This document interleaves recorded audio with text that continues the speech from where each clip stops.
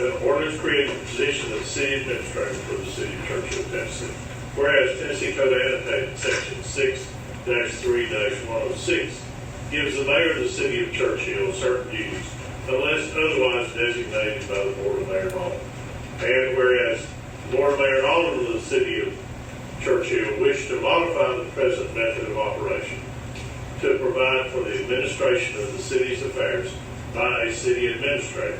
And whereas such a modification will allow the city to improve efficiency, utilize the managerial skills of a trained professional, and free the mayor to focus on important policy-related issues. Now therefore be it ordained by the Board of Mayor and Alderman of the city of Churchill, Tennessee, as follows. Section 1, the Board of Mayor and Alderman shall hire a city administrator to serve at a salary set by the Board of Mayor and Alderman. Section 2, the city administrator position shall be endowed with the following duties as set forth in Tennessee Code Annotated Section 6-3-106 and 6-4-101. Number 1, administer the business of the municipality. Number 2, make recommendations to the Board of Mayor and Alderman for improving the quality and quantity of public services to be rendered by its officers and employees to the inhabitants of the municipality.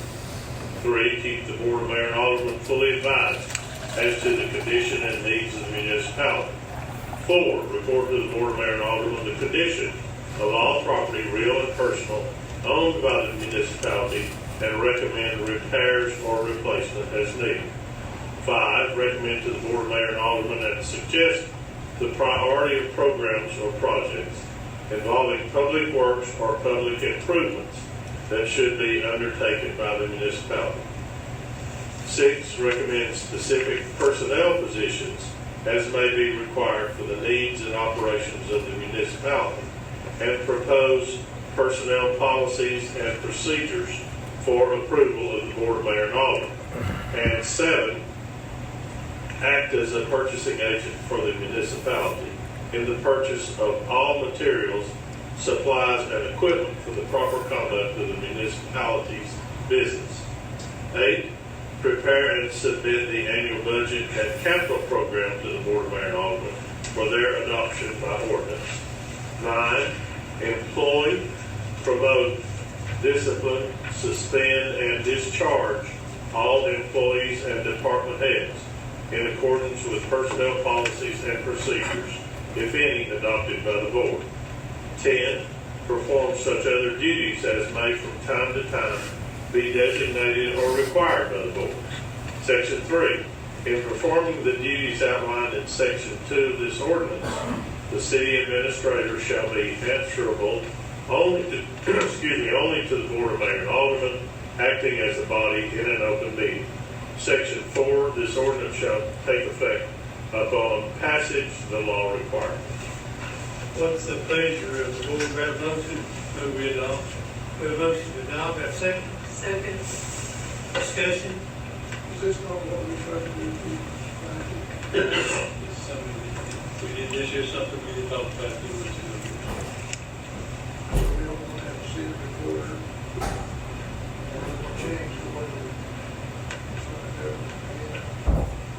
That is something that will be up to the board. We can actually see it before that. That is correct.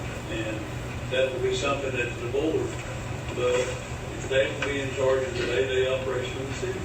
And, like I said, whoever's hired will answer to the board. But as far as what goes on day-to-day, that person will be in charge of taking care of it, following the guidelines that is set forth by the board. Which will avoid, if you have somebody that's there every day and their focus is on the business of the city, we're going to avoid things that were in the comptroller's report. Their oversight as far as the cash drawer and oversight is they'll be here full time overseeing the running of the city And I think looking at the comptroller's report, it's time. Any more discussion? I read somewhere once before that before you build a tower, you should probably consider the cost.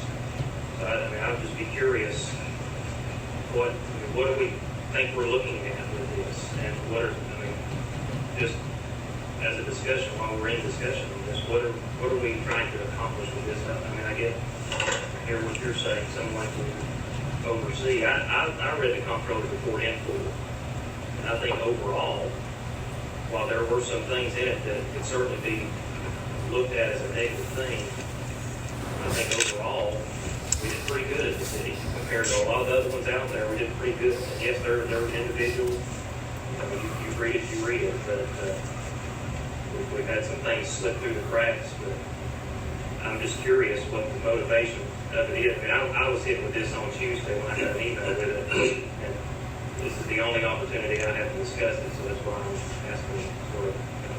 And we're getting ready to start spending money, and this money is not our money. We're responsible for handling it as a city, and as an elected official of the city in a way that's behooving to the city and helps the city. And so, like I said, this is the only place in which we can openly discuss this, so I'd be curious what the motivation is behind it outside of what Ms. Kathy said, and what the board would be looking at in those kinds of salaries. And I would also back what Buck's saying. Are we also going to be hiring a city recorder? That position, and talking with the office that we're currently working with, we're spending quite a bit subbing them out right now. Am I correct? Right. Not only are we subbing them, but we're subbing others right now. And so, like I said, I guess my question is, where's the motivation? What kind of salary are we thinking for this type of position? Are we moving about it in more of a hasty manner? Knowing, and this is not me playing fanboy or not playing fanboy for the money whatsoever, but I know what, just in looking back behind the scenes, I know what this guy does for this city and what all goes on. So I'm assuming that we're wanting him relieved of those responsibilities. And so like I said, that's all I know to ask is what's the motivation and what are the idea salaries behind what we're going to be looking at. Just your own thoughts. We kind of look, city recorder, we got a lot of applications, really have a lot of candidates. In the personnel committee on the city recorder, we're looking into that right now. They've not had meetings yet. And all they do is advertise that Well, Keith is correct. The city recorder and the administrator can be the same person. I talked to Pat Hardy a couple of years ago when I proposed this, and he said that they can be the same person. Is there anywhere that you know of that is doing that right now? I personally think that's a lot for one person. Now Carl does it. Yeah, just most recently since he resigned.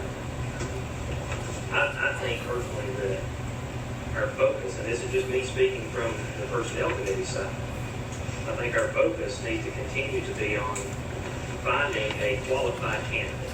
I was speaking with one of the employees this past week, and she brought up a good point. I mean, when you look back to our long-term city recorder position, things were running pretty smoothly when he was in place and things were going like they were supposed to be going. I don't know. Like I said, this is the only place I can discuss it openly without doing it in private, which we're not supposed to do, so I'm asking for opinions. This ordinance does take 2 readings. And if it passed the first time, it would give us opportunity to maybe have a workshop and talk about it. And talk about salary and talk about different things about this. And, I expressed this last time about, we're operating a multi-million-dollar budget with no offense toward him, but, he works part-time. I mean, technically, it's a part-time position. And we need somebody that will oversee this city and take care of this budget, take care of everything in here on a full-time basis. So that the city administrator can be accountable. they are people, they are the degree of city administration, aren't they, for some people that go to college there? A certification, maybe not a degree, but they are a certification, I think. There is a college degree because I have a friend who went to college specifically to be city administrator at ETSU, is where she graduated. Any more discussion? I'll say it again, I think it's hasty. I don't like, I make the point that I don't have to do a tower without considering the cost. Without that, I think, as personnel committee meeting, Alderman Bell, Alderman Tiffin has spent countless hours in our interview processes and things, and still have had a very difficult time finding a qualified candidate. And I feel like that What's the reasons for this? for finding a For qualified candidate, for people you talk to that do not want to come? if you want my honest opinion, why they don't want to come, I don't know. I don't spoke to any of them. Well, I take that back. I spoke with one Are individual. you on the personnel committee? Right. And so after conducting, I think we conducted in excess of 10 interviews after narrowing it down from probably close to 100 applicants. Have you offered anybody? We've not.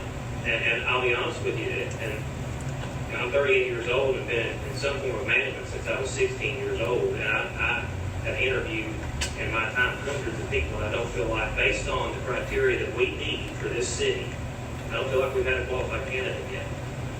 And that's been going on over a year now at this point. And it's very difficult. It's very difficult to find someone with the best interest of this city at heart and at mind that is qualified to do it. We've tried this route of hiring someone, then letting them get certified. And to be very candid about it, I think that's baloney. I think we need someone who is ready and capable and has experience, and we've yet to have that yet. Well, I'm just going to be blunt. The people that I know that are qualified to do the job do not want to come into this chaos. I've talked to 2 people that are qualified that could come in as city reporter and come in and hold this position, and they don't even want to be a part of the chaos of what's going on in the city. So by chaos, you're referring to the conflict with the mayor. Partly, and some of it was paid, which has been resolved. But I've talked to multiple people who have thought about even putting in applications for public works, and when they talk to some of the employees that either work or have worked for the city, they wouldn't put in an application. And no matter how I say it, Kathy, it's going to sound like I'm playing fanboy for the mayor. But I don't know. I've been in roles of business for many years, and I don't know when it has ever been one person's situation. I think we have some conflicts and some things that have happened in the city. Some things have been rooted within dislikes of what he does. Some things have been rooted in a lot of other things. I'm not saying I'm for it. I'm not saying I'm against it. I'm saying I think that we're getting too hasty, and I think this needs to be a workshop before it's thrown in. This is me. I don't like something just thrown in my face. Say, here, vote on this today. Then let's look at what Keith said, which is to vote it the first time and then have a workshop. And if you don't want to do it after the workshop and after it's been examined extensively, then on second thing, put a vote for it. Any more discussion? I might add that, we've lost several employees. I choose not to bring up the word chaos in this city. I know why we've lost them. Is it because of me? No, that's okay. But I choose not to drag this city in the dirt for that, and I'm not going to. With all due respect, Mayor, I think when you read the comptroller's report, you kind of done it. Well, the comptroller's report's not on the agenda. I think we had a good audit. I'm glad we have it. We put things in place that you can't borrow tools or do this or do that. So that's over. So, we'll move on. So what things have been put in place, I'm not aware of. You can't use tools no more. Can't use the city garage no more. Later it was written, and that was under the guidance of the comptroller. So all that's been taken care of. We know. Any more discussion? Kathy Christian, Yes. Keith Gibson, Yes. James Grigsby, Yes. Bud Tipton, Michael Walker, No. Michael Bell, No. Dennis Steele. No.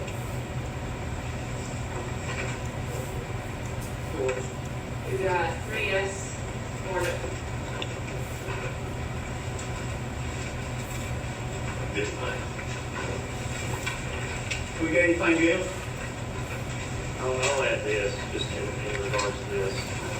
And out of respect, with all due respect to every board member sitting here, if I ever bring something that I'm concerned about to the board, mayor, and alderman, I would make any and all effort to make sure that that gets in the hands of your fellow alderman and mayor prior to, and potentially have a discussion ahead of time about that situation. If we're truly concerned about our personnel, if we're truly concerned about our city's financial management, if we're concerned about things in the comptroller report, those are things that either need to come up in this public meeting, or we need to make an open public workshop to discuss our concerns rather than airing them here and by surprise ordinance 2 days prior to the meeting. That's just my personal take on it. I like to know things ahead of time. I never have like to get slapped in the face with something like this. This is a major decision. Again, whether I'm for it or against it, I don't know. It's just too soon for me to know because I don't know all the details. Well, Mr. Walker, you worry about sunshine law. I'm the one who put this in. I feel like I did not want to start calling everybody that I was putting this in to make it look like I was soliciting because of the sunshine law. That's the reason you got it in your package, just like everybody else did. And I'm the other person that got this. I called, I sent it to Nikki, and asked her to be put on the agenda, just like we should. Anything that we want on this agenda, we have the right to put anything on this agenda. And that's the time, and that again, that's the reason I did not call you, I did not call anybody and tell them I studied something. And I appreciate you doing it, because that is one of the things I'm concerned about. But it has nothing to do with. Would you ever take it, me trying to solicit a vote at you if I called you and told you what I was doing? Absolutely not. What I would prefer is that it go through the proper channels. Well, it is proper channels. I mean, we have Vicky, we have. That's where it went to. That could have been sent to us earlier than 2 days beforehand when we're looking at making a major decision. And that, again, no matter how I say it, it sounds like I'm sitting up here putting a crown on Dennis's head. That's not what I'm trying to do. I'm saying I don't like making any major decision with the people's money who voted me into this position without having enough time to build the tower first. That's all I'm saying.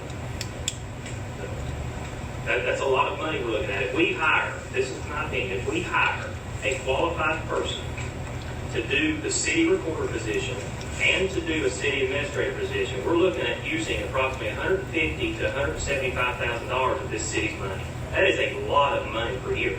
You know, I've heard people bark and go on about we've got millions in the bank. There's a reason we have millions in the bank. It's because the money is being handled by this board the way that it should be, I think. And we need to be careful before we make such a decision as this. Again, I'll say it again. Whether I'm for it or against it, I don't know. I haven't had time to read through it until I got it just the other day. So how much time does it take? Establish a workshop, a day that gives you time to research it. I agree 100%. I'd be glad. Okay. I would be more than open to doing a workshop. What I don't want to do is get bombarded with it 2 days before the meeting. That gives me no time to research anything. And I'm elected to hear it. I'm not elected to stand up here and give my personal opinion. I'm elected to listen to the citizens of the city of Churchill and their concerns, the employees of the city of Churchill and their concerns, and then bring that to this board and vote in their favor. Not what my personal vendettas, my personal agendas, none of that stuff matters. I vote my heart based on what I think the people in the city need, and spending $160,000 to $175,000 of their money without us meeting together as a body. And I don't know anything to liken this to other than a church or something else. I feel like I'm somewhat of a deep into this city. That's the best way I know to describe it. I'm not going to go spend my own money without looking at it first. I'm definitely not going to spend everybody else's. Like I said, no matter how I say it, it sounds like I'm for and against no matter what, but that's all I'm saying, is that I would like time to look at it and do a workshop on it, and then we're going to bring it back up again. So be it. I've got a couple of comments, none that contradict what Ms. Walker has said or confirm. I don't take any position about that, but I've had discussions this week with the mayor and Vicki about preparation of the agenda. Some entities require 14 days notice for items to be placed on the agenda. I don't know if we want to step back that far, but that might solve some of the concern that you expressed about. It would certainly help with any kind of blind side. And that's up to the board to put in place a policy where if the agenda is prepared, items that are going to be on the agenda must be in the hands of the person who's sending the agenda out. 10 days, 14 days, so that's something for y'all to think about. And it might alleviate that. It sort of hampers some things that come up on short notice. But maybe you can look at discretionary things that aren't of an emergency nature, like the salt bid. If we did get approval on the salt bid, we might lose out on what discount we get. But if you put in place some policy that said, let's have agenda resolutions or ordinances, those things must be in the hands of the city clerk 10 days, 14 days before the meeting, and that way she could get them out in a timely fashion. We're going from this most recent mailing to at least a 6-day lead period. We've instituted that. It's just not taking place yet. Which I had that in 6 days. You can ask Vicki that I had that in. She told me that up today it was going to be 6 days, and I had it in. But we didn't have any rules about it. I understand that. She told me 6 days. All I'm saying is, if you want earlier notice as a group, you can say these are the rules we're going to live by. You can, you have to have ordinances in a certain lead period before the meeting. And I think that'd be a good thing. And I might add a little bit to this. I asked our auditor the other day, what does this city do? And our auditors in our meeting, Kimberly was in that meeting, said what the city needs is to get the city recorder hired, and probably a CPA to take care of the people's money.